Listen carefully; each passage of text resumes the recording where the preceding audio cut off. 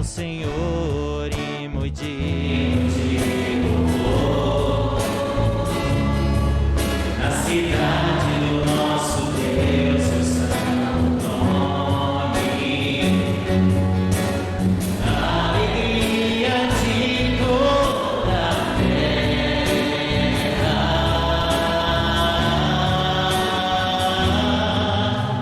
Grande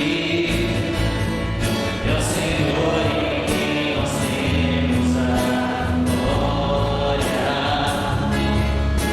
que nos ajuda contra o inimigo. Por isso diante dele nos prostramos.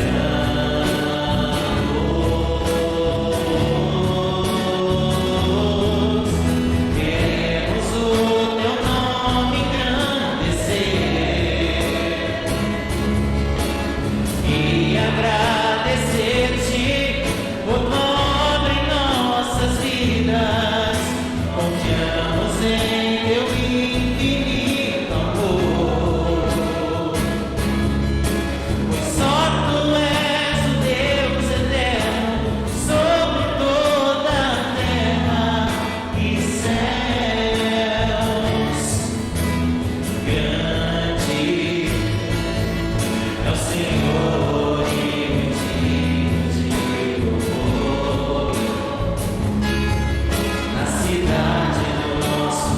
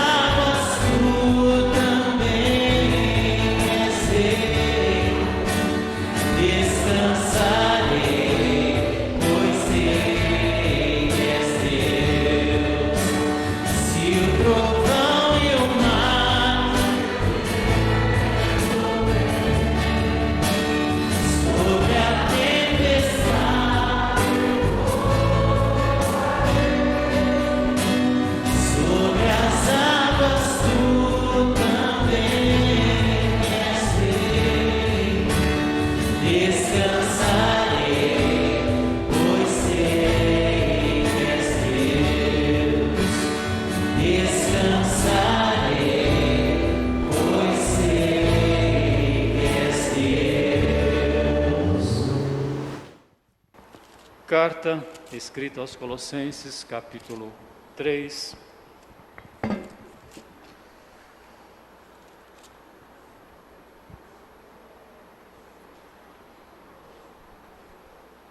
Colossos, uma cidade da Ásia, cidade que fica na região da Turquia atualmente, mas uma cidade que vivia uma filosofia, uma cultura, um estilo de vida extremamente influenciado pela filosofia grega. E o que os gregos preconizavam? Nós já vimos que eles haviam superado a questão dos rituais, das superstições, das idolatrias dos deuses gregos, mas existia uma filosofia que percorre a história da humanidade e percorre a vida do ser humano. Certamente começou ali no Jardim do Éden. Materialismo. Valorizar mais aquilo que nós vemos, aquilo que nós sentimos, aquilo que nós comemos, aquilo que nós projetamos para a nossa vida, valorizar mais do que Jesus.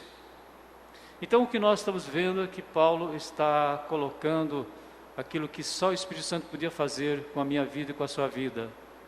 Em primeiro lugar, uma intimidade, uma profundidade com a pessoa de Jesus Cristo. Que proposta, né?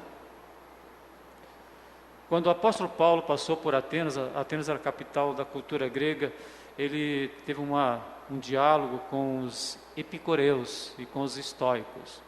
Epicureus eram um grupo de pessoas que acreditavam assim, que a vida é aqui. Então você procura viver bem, tranquilo, mas quando você morrer acaba tudo. Acaba o sofrimento. Mas quando nós pensamos da realidade que alguém partir sem Jesus, e como Jesus mesmo insistiu conosco, choro e ranger de dentes para a eternidade. Então veja que filosofia mentirosa que o ser humano gosta de pensar. Acaba tudo. Então você viva a vida, aproveite, usufrua. Se você é uma pessoa que tem bom senso, que procura ser honesta, então viva tranquilo, mas quando você morrer acaba tudo, não vai. Agora, se você acha que a vida é prazer, é hedonismo, então faça tudo que você pode imaginar para aumentar seus mediadores químicos que fazem com que você se sinta poderoso, feliz. Então nós hoje estamos para dizer: Senhor, como foi bom o Senhor me falar da ressurreição. Porque quando você pensa em ressurreição, você está pensando naquilo que o poder do Espírito Santo fez com que eu e você participássemos da ressurreição. E quanto mais nós estudamos a ressurreição, mais nós ficamos conscientes de que Deus proporciona uma intimidade conosco através do seu Filho no poder do Espírito Santo. O cântico usou uma ilustração, o abraço de Deus. É mais do que um abraço. Você imagina um abraço, que a gente não pode mais se abraçar, né? Mas um abraço de Deus, você multiplica isso por infinito. É aquilo que Deus quer que eu e você estejamos pensando neste momento, diante dos desafios dos meios de comunicação, da internet, da televisão, da maneira como as pessoas estão conduzindo as suas vidas nesse mundo. Colossenses 3, de 1 a 4, nós vamos orar para que Deus já fale profundamente conosco a respeito dessa intimidade com Cristo. Senhor nosso Deus, nosso Pai, te agradecemos e te louvamos porque Tu nos libertaste dessa proposta humana de vivermos a vida fundamentados na existência terrestre. Quantas pessoas estão vivendo um existencialismo mentiroso, porque ao chegarem no fim da sua existência, eles certamente enfrentarão a eternidade e não estavam preparados para isso. Nós que temos a responsabilidade de proclamar essa mensagem para que todos possam ter a oportunidade de resolver a eternidade contigo, nós suplicamos que isso só pode acontecer através de uma intimidade profunda com teu Filho e que é definitivamente marcante através da ressurreição, da qual nós participamos pelo poder do Espírito Santo e agradecemos em nome de Jesus. Amém. Ressurreição é profunda intimidade com o nosso Deus, com Jesus.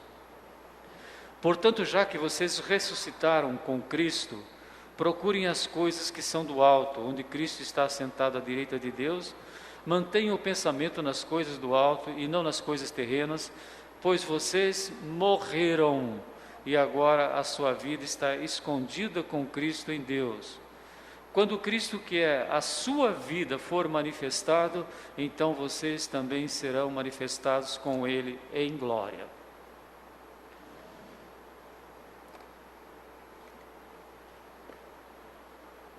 Viver uma vida fundamentada no existencialismo, no aqui e no agora, é o maior desastre que pode acontecer na vida do ser humano. Por isso que grandes filósofos, escritores, no final da vida, escreveram que estavam desesperados, desespero inexorável. Dois acabaram falando a mesma coisa. Inexorável significa alguma coisa que você não consegue mudar de jeito nenhum. Uma palavra que a gente não usa no dia comum, né? Mas os escritores, eles falam, é um desespero inexorável chegar aos 90, 92, 93 anos, que eles chegaram a essa idade e não terem resolvido o problema da eternidade. Por isso que o escritor Eclesiastes, do livro Eclesiastes, ele fala, nem que você viva 2000 anos, ninguém vai viver 2000 anos, nunca ninguém viveu 2000 anos, muito menos agora. Você não resolver essa questão da eternidade, você passou a sua vida em vão. E se a nossa esperança em Cristo é só para resolvermos as questões aqui, de relacionamento, de emprego, de trabalho, e de dinheiro e de saúde, nós somos as pessoas mais infelizes da terra. Então, eu estou aqui na terra porque a minha esperança, se somente para esta vida temos esperança em Cristo, dentro de todos os homens somos mais infelizes. Olha que situação terrível quando o crente, ele valoriza só o que está aqui na terra. E Jesus, o que adianta o homem ganhar o mundo inteiro se depois vier a perder a sua alma? E o que ele vai poder dar em resgate da sua alma? Porque o resgate da nossa alma foi Jesus morrer em nosso lugar. Então, mais uma vez, eu quero conhecer mais sobre ressurreição. É sem dúvida o evento mais significativo da história da humanidade. Você fala, mas Jesus nasceu, foi excelente. Jesus morreu, fundamental, imprescindível. Mas a ressurreição é impressionante, porque quando nós falamos em ressurreição, automaticamente nós ficamos livres do medo. Um medo que de vez em quando vem na nossa vida, né? Alguém gostaria de morrer hoje? Não. Mas medo, Deus tira de nós. Por isso que o escritor, na carta aos Hebreus, diz que Jesus tomou a forma humana, Filho de Deus, se tornou carne, se tornou ser humano emocionalmente, fisicamente, intelectualmente, como nós, com exceção do pecado.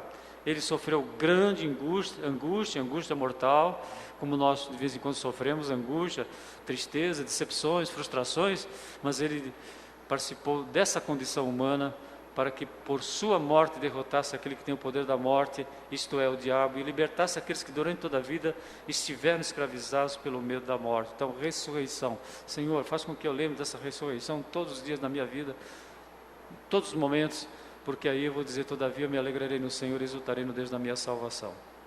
Ressurreição.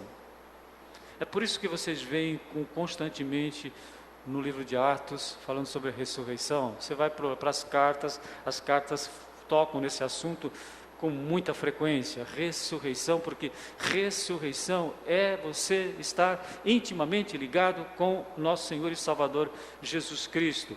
Se desta forma fomos unidos com Ele na semelhança da sua morte, humanamente nós morremos no dia que cremos em Jesus, colocamos em último lugar o nosso interesse, queremos que Deus prevaleça. Vocês lembram do primeiro amor? Quem aqui lembra do primeiro amor? Bom, quem nasceu na igreja às vezes nem consegue perceber isso, né? O primeiro amor é impressionante, né? Você fala, bom, agora é tudo Jesus, Jesus, de repente você começa a pensar em outras coisas. Mas todos aqueles projetos que a gente tinha antes foram por terra. E aí você fala, bom, eu morri, já estou crucificado com Cristo. Não foi assim que aconteceu com vocês? Diz que vocês entenderam que Jesus morreu por causa dos meus pecados, que Jesus ressuscitou para que eu pudesse ter direito à vida eterna. Aquele passado foi tudo passado. Quantos projetos que a gente tinha aqui na terra que foram por água abaixo.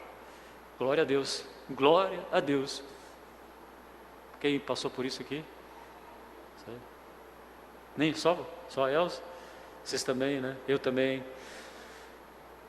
Não fiquem tristes porque quem não precisou passar por isso, né? E já desde criança foi alimentado com o leite espiritual.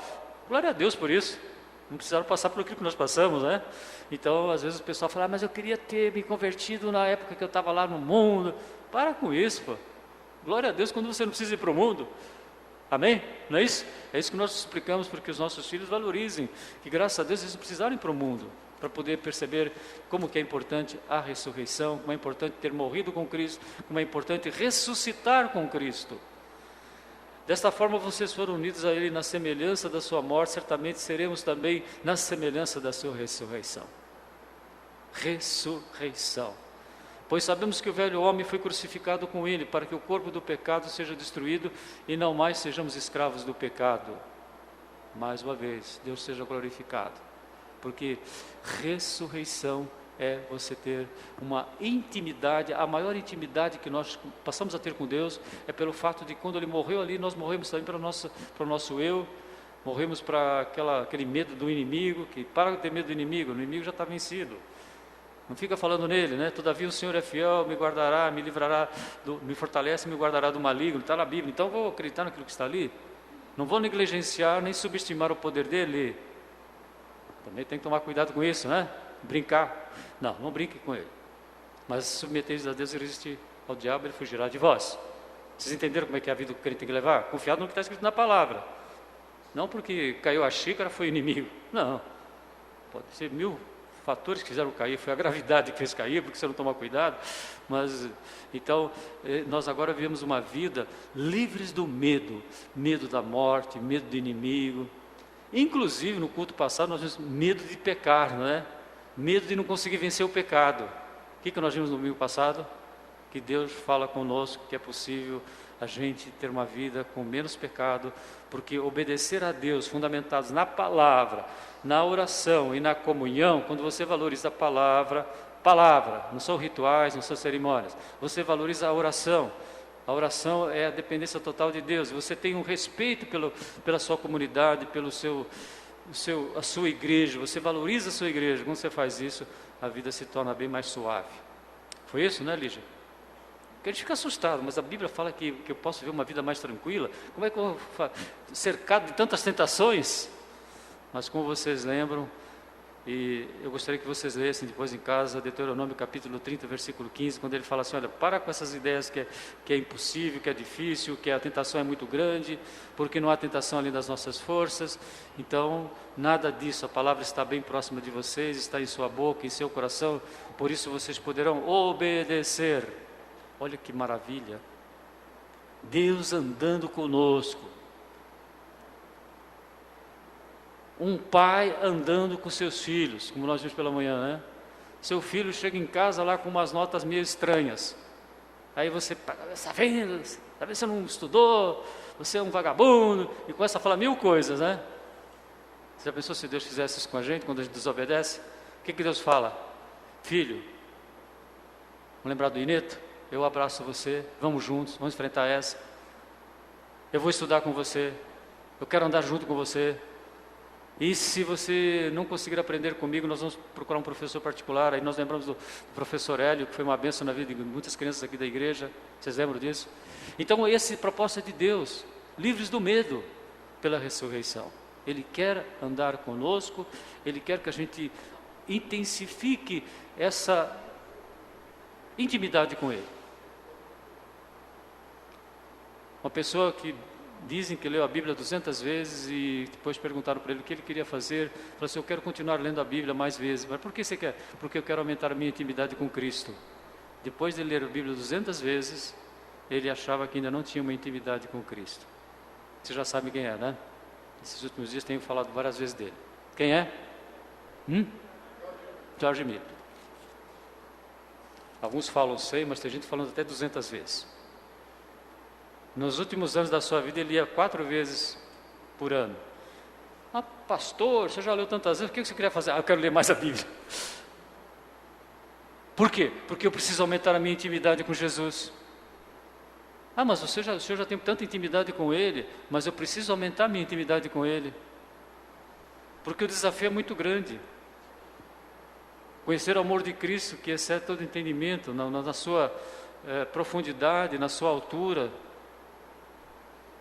para que sejamos cheios da plenitude de Deus. Isso não é uma coisa instantânea, não é algo que acontece de um dia para o outro, é um crescimento, é maturidade, não é de um dia para o outro que a gente consegue fazer aquilo que a gente quer fazer para Deus. Exige crescimento, exige desenvolvimento, exige tempo. Você está disposto a gastar esse tempo? Então, o primeiro aspecto importante, livres do medo. E por que nós podemos ter certeza disso, que nós vamos agora usufruir uma vida diferente com Deus? Porque quem ressuscitou Jesus humano? Quem foi?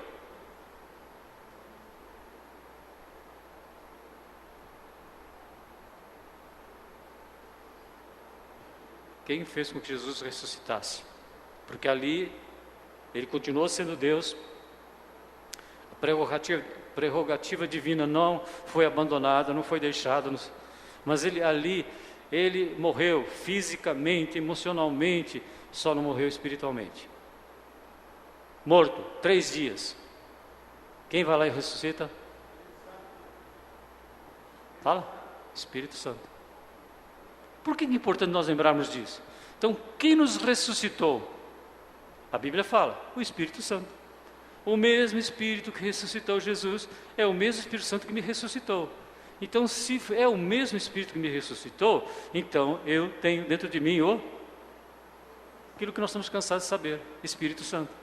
Nós somos a habitação do Espírito Santo. Na carta aos Coríntios diz assim: nos selou como sua propriedade e pôs o seu Espírito em nossos corações como garantia do que está por vir. Então, eu e você temos uma intimidade com Deus, porque quando o Espírito Santo ressuscitou Jesus, na história da humanidade já estava escrito que um dia eu ia nascer, que um dia o Espírito Santo ia me converter, que você ia se converter. Então, nesse dia que o Espírito Santo converteu você, você está unido com o Espírito Santo. E é possível ter intimidade com Jesus sem o Espírito Santo? Impossível. Porque Ele mesmo frisou: quando o Espírito Santo vier, Ele vai fazer com que você se lembre de tudo aquilo que eu disse, tudo aquilo que eu ensinei, tudo aquilo que eu vivi, todo o poder que vocês vão ter para viver uma vida de grande intimidade com Deus, em que você valoriza o pão que você come, a roupa que você veste, o salário que você recebe, mas você sabe que em primeiro lugar você busca o reino de Deus, porque todas as demais coisas vos serão acrescentadas. Então não viva uma vida materialista. Eu preciso do pão, eu preciso do vestido, sim, mas o primeiro lugar é o reino de Deus, e todas as demais coisas nos serão acrescentadas. Então, livres do medo, primeira conclusão importante. Segunda conclusão: se foi o Espírito Santo que ressuscitou Jesus, Ele também me ressuscitou, porque eu ressuscitei junto com Ele na história da humanidade, porque para Deus não existe passado, presente e futuro. Então, você fala, mas faz 20 anos que eu me converti. Não interessa, para Deus tudo agora. Deus não é limitado por passado, presente e futuro. Por isso que a Bíblia fala na presciência de Deus. Ele nos conheceu na sua presciência e nos elegeu para sermos conforme a imagem do seu Filho. Então, predestinação, quando você vai lá para a carta aos Romanos, você fica bem claro: eleitos segundo a presciência de Deus e predestinados para serem conforme a imagem do seu Filho, inclusive participar da ressurreição. Como é bom pensar na ressurreição nos dias de hoje, com tanto materialismo, né? Então, saber que Deus está nos proporcionando uma vida diferente. Precisamos dessa vida diferente? Sim, para poder viver uma vida com qualidade. Como é que era a nossa vida antes? Controlada pelas obras da carne. Duro, né, lembrar dessas obras da carne, né? Mas é o que predominava na vida da gente. Imoralidade sexual ou prostituição, impureza, libertinagem, fazer as coisas e não sentir muito peso na consciência. Você já viu, algumas coisas a gente começa a fazer quando não é crente, e você não pesa na consciência, começa a fazer automaticamente coisa errada, e você, então, isso chama-se libertinagem. A pessoa não tem mais peso na consciência. A Bíblia chama isso de consciência cauterizada. Cauterizar é queimar, né? Idolatria, feitiçaria, superstições, ódio, discórdia, ciúmes, ira, egoísmo, grupinhos, dissensões, inveja, embriaguez, orgias e coisas semelhantes a essa. Eu os advirto, como já os adverti, que os que praticam essas coisas não herdarão o reino de Deus. Ou seja, tudo isso foi crucificado. Quando Jesus morre, Ele morre por causa dos nossos pecados. E ressuscita para que nós possamos ter o quê? O fruto do Espírito. Todo mundo já memorizou o fruto do Espírito. Preciso lembrar disso todos os dias, e muitas vezes mais de uma vez por dia. Qual que é o fruto do Espírito? Amor. Mas o que é amar? Paciência. Ser bondoso, ser honesto, ser reto. Não maltratar ninguém. Não guardar rancor. Não se irar facilmente. Então, Senhor, faça com que eu ame com os padrões teus. O que vem depois do amor? Alegria. Mas que alegria você vai ter nesse mundo? Diante de tantas dificuldades? A alegria do Senhor é a nossa força. A alegria é porque você participa da ressurreição. A alegria é porque você sabe que em todas as situações da vida você pode buscar orientação na palavra, você pode orar na certeza absoluta que Deus está sustentando, cuidando de você até levar-nos para o lugar celestial. Paz. No mundo, tribulações. Bom ânimo. Longanimidade. Paciência, paciência, paciência. Benignidade. Eu olho para o meu próximo, vejo que ele tem defeitos, mas eu oro por ele. Quem sou eu para julgar alguém? A gente fala, o pastor está só falando isso, por quê? Porque a gente está sempre julgando. E a Bíblia fala, benignidade é você respeitar a vida do seu próximo. Você não respeita os pecados que ele faz. Faz aquilo que Deus faz conosco. Vamos andar juntos? Não para ir nos lugares que as pessoas vão, mas para você poder compartilhar com ela o amor de Deus, o poder da oração, o poder das mudanças. Então, quando nós estamos com as pessoas, nós obrigatoriamente vamos ser obrigados a ser benignos. Benignidade, respeitar a vida, a natureza, a individualidade, o passado daquele próximo, porque eles têm um passado terrível, que teve uma influência muito grande no comportamento dele atual, e você fala, tá vendo, ele não quis mudar de vida. Não, nós sabemos que as pessoas têm livre-arbítrio, mas nós temos que orar para que elas possam decidir, porque rogar ao Senhor da seara. Depois o que vem de benignidade? Bondade. A palavra bondade tem muito mais a ver com uma vida íntegra, honesta, do que com a bondade que normalmente nós pensamos. Depois vem o quê? Fidelidade. Você é fiel com Deus? Você é fiel com o teu marido, com o teu esposo, com os teus filhos? Fidelidade. E depois, o que o Espírito Santo faz na nossa vida? mansidão. Olha que coisa. Já pensou? Mansidão. E quando tudo isso acontece, qual é o resultado final? Domínio próprio. Mais uma vez, lembrando de Deuteronômio, capítulo 30, né? De 11 a 15. O que eu estou colocando para vocês não é impossível. Mas temos que andar juntos. E andar juntos é na palavra, na oração e na comunhão. E na comunhão só é possível se houver benignidade. Senão não existe comunhão. Na comunhão tem que haver benignidade, longanimidade, benignidade, bondade, fidelidade, mansidão e domínio próprio, senão você não consegue ter comunhão com ninguém. Porque nós somos tão diferentes uns dos outros, que no mínimo a gente tem duas pessoas com quem a gente tem afinidade, o resto não é assim? Quantas pessoas você tem realmente afinidade profunda? Às vezes é 2, 3, às vezes é 1. E com as outras, você vai ter intimidade através de Jesus. Então nós estamos convidados a ter uma vida que possa fazer com que a nossa intimidade com Cristo cresça dia após dia. Conhecer o amor de Cristo que excede todo entendimento, para que vocês sejam cheios de toda a plenitude de Deus. Se vocês quiserem, Deus está fazendo já. Só assim que nós podemos então pensar na nossa missão. Existe uma síntese bem objetiva, bem resumida, portanto, da nossa missão. Como você vai fazer essa missão?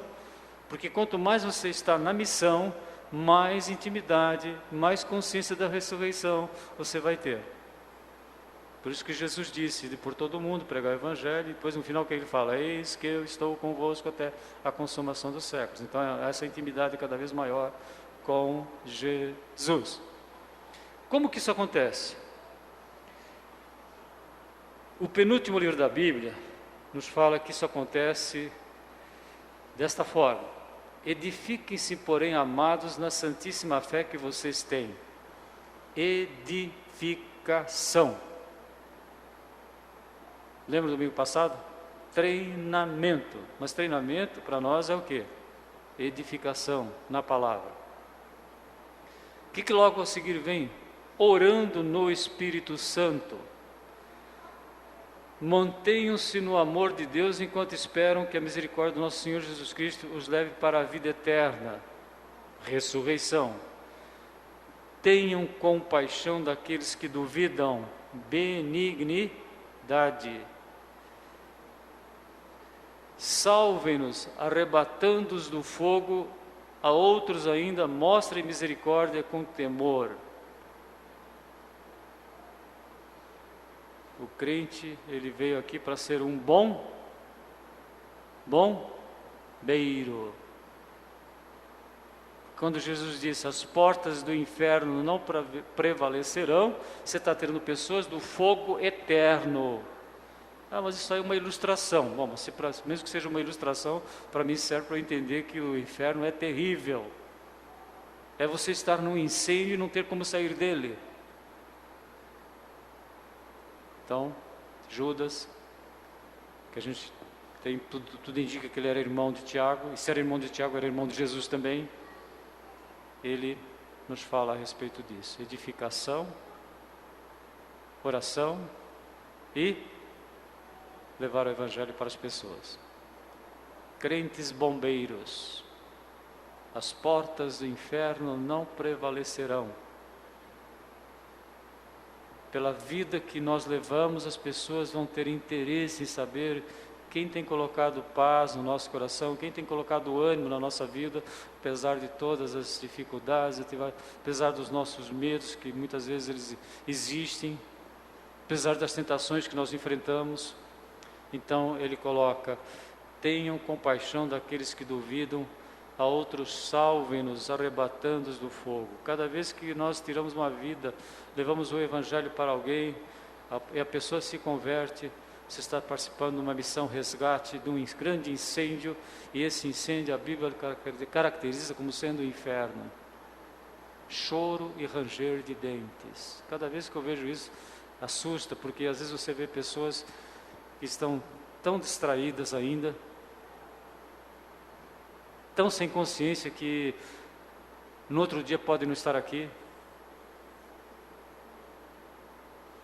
Que a vida, você sabe o que é a vida, né? É um vapor que aparece e logo desvanece. Você encontra com alguém na segunda-feira, na terça-feira você recebe a notícia que a pessoa partiu. Então vejam que missão que Deus colocou para nós. Mas essa missão depende muito dessa intimidade com Deus, através da minha consciência, da minha alegria, do que o Espírito Santo coloca, de eu participar da Vamos agradecer a Deus? Senhor, eu te agradeço pela ressurreição. Vamos? Senhor, eu te agradeço pela ressurreição. Eu te agradeço porque quando o Espírito Santo ressuscitou Jesus, Ele me ressuscitou também. Embora eu não tinha nem nascido ainda, mas na economia, na gestão de Deus já estava resolvido isso. Você já pensou se nós tivéssemos crentes que vivessem a ressurreição todos os dias? Aquele que é poderoso para impedi-los de cair, para apresentá-los diante da sua glória sem mancha e com grande alegria, ao único Deus, nosso Salvador, sejam glória, majestade, poder e autoridade. Penúltimo livro da Bíblia, Judas, de 20 a 25. Nós vamos nos colocar em pé, vamos cantar, porque temos uma missão. Essa missão está intimamente relacionada com o fato de nós podermos testemunhar de Jesus. E definitivamente livres do medo. Que medo? Medo da morte. Esse é o pior medo que existe na vida do ser humano. Que os gregos, mentirosamente, ensinam para nós até hoje, através dos filósofos, Epícoro, né? Aristóteles, Sócrates, todos eles tinham essa visão. Só que dizem que Sócrates, quando morreu, ele teve que tomar um veneno, né, para morrer, que ele foi condenado. Dizem que ele falava o quê? Causa das causas, tem misericórdia de mim. Mas ele ficou a vida toda falando que a vida é só isso aqui, que você tem que viver a vida, você tem que buscar sabedoria, você tem que viver uma vida sensata, mas no final, dizem, porque não escreveu nada que a gente possa ter documentado hoje, causa das causas. Mas nós não precisamos dizer isso. Senhor, eu te agradeço porque mandaste o teu filho fez com que eu participasse da ressurreição, e agora eu tenho uma missão de fazer o bem. Após o cântico, estaremos nos despedindo, né?